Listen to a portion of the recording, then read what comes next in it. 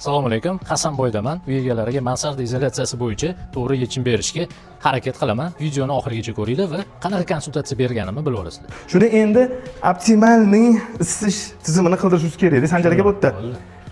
O'zi aslida pena xohlamayman. Agarda ilojsiz qolsam endi pena qildirishimga to'g'ri. Penani nima xohlamayapsiz?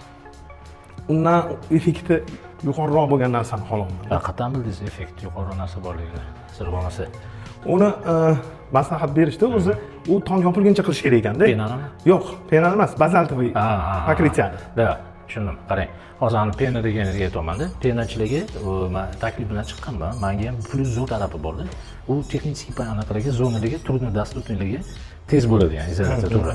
Lekin mana penachilikka bitta murojaat qilishim kerak mana shu o'zida, agar imkoniyatli bo'lsa, ko'pchiliklar menga chiqasizlar va bitta iltimos bilan chiqib olmasligiga shu pena napoliniya qilingan uy egalaridan o'dif olishim kerak. Chunki ko'p uy egalari mendan so'rayapti, pena bo'ladimi, bo'lmaydimi? Men xolis ma'lumot bergim kelyapti. O'shaning uchun iltimos, imkon bo'lsa, shu menga aloqaga chiqinglar-da. Oxirgi bir 5 yilda, 3 yilda qilingan imoratni tomini uy egalari qanaqa natija ko'rdi, o'shani bitta bilsangiz. Men xolis aytaman, mana napoliniya pena bo'yicha men bazal Penaplex hamma tip izolyatsiyani sotganman, lekin napoliniyani sotmaganman. Sizda endi oldindan mansarda bo'lganmi, bo'lmaganmi? Ha, ko'rdingizmi? O'shaning uchun tomchilar vazifasi adashmasam shu mana shunaqa davrlarda bo'lganda tezroq tomni yopish kerak bo'lib qolgan.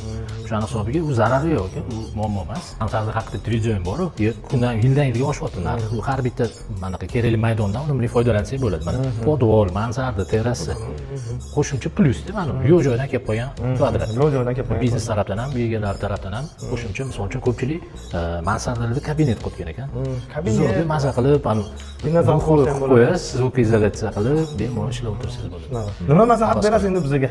Xo'p, endi men qayta xonalar nimaligini tushunib oldim. Hop, bu xonani bitta radiator bo'ladi deysiz. Bu yerdacha. Bu yerda o'z rejamizda bittadan qo'yish. Bittadan bitta katta yoki ikkita kichkina. Ya'ni mana bu ikkita kichkina qo'yib olamiz. Sababi mana bu joyimiz imkon beradi bunga. Mana bu bitta katta qo'yamiz, chunki joyimiz imkon bermaydi. Mana bu shuning uchun ham spalniy bo'lgani uchun bu ikkita qo'yish reja. Ham cho'pli pol bo'ladi, radiator bo'ladi-ku. Mana bugungi kundagi ob-havoda radiator o'zini yoqadi. Endi ertaga sovuq chiqsa, ham cho'pli pol, ham radiator yoqadi-da. Shuning uchun holda, kuxnyada, zalda radiator qo'ymaymiz. O'zini issig'i bilan spalniy xonalarga pastdan havoni yeb qo'ymasin degan maqsadda radiator qo'yib ketamiz. Tushundim aka. Demak, cho'pli pol spalniyada bo'ladimi, bo'lmaydimi? Bo'ladi. Bo'ladi. Bu yerda radiator bo'ladimi? Bo'ladi. Ortiqchaligi biz bundan oldingi proyektlarimizni qildikda ortiqchaligini sezmadik, chunki haqiqatda hali kun isib ketmagan, lekin uy zax bosmasligi uchun radiator yaxshi ish berdi. Uyga mo'tadil ushlab turadi. Sovug'ini o'sha radiator o'zi yetdi. Bitta radiator o'zi yetdi. Lekin qishda havolar minus tushib ketdi-ku, minus 10-13 ga tushib ketgan paytlari ham cho'pli pol effektivliroq bo'ldi. Diqqat qaratadigan joyimiz ham mansarda. Tomdan pateri birinchi o'rinda bo'ladi. Hozir suvli pech qildi. Konveksiya. Hozir tak, men tayyorman. Hozir bozordagi bor materiallarni narxini aytishim mumkin. Foydasini, qachon tushishini, ustalar necha pulga qotganini, yana nimalar kerak bo'lishini, nimaga e'tibor berishingizni. Qaysi biridan boshlaymiz? Sizga nima qiziq ko'proq? Effektmi yo narxmi? Yo, effektivniy bo'lish kerak. Birinchisi effekt, ya'ni biz arzon narsa qilib keyin ertaga effekti 0 bo'lib qolsa, u menga narxdan ko'ra narxi sal qimmatroq bo'lsa, effekt birinchi o'chadi. Okey, yashang. Keyingilari o'sha anaqalari. Narxi, kim qilishi, garantiyasi, boshqalar. Qarang, men atrofimda eng zo'r mutaxassislarni yig'ishga harakat qilaman. Xo'p, materialda umuman nima deydi? O'ylanmay.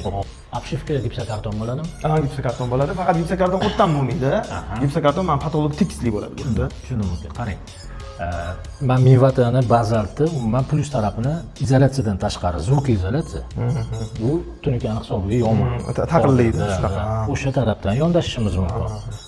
Effektivlik tarafdan yondashishimiz mumkin. Tushundingizmi? Ikkala tarafdan yondashaveraylik. Bo'ldi. Xo'p.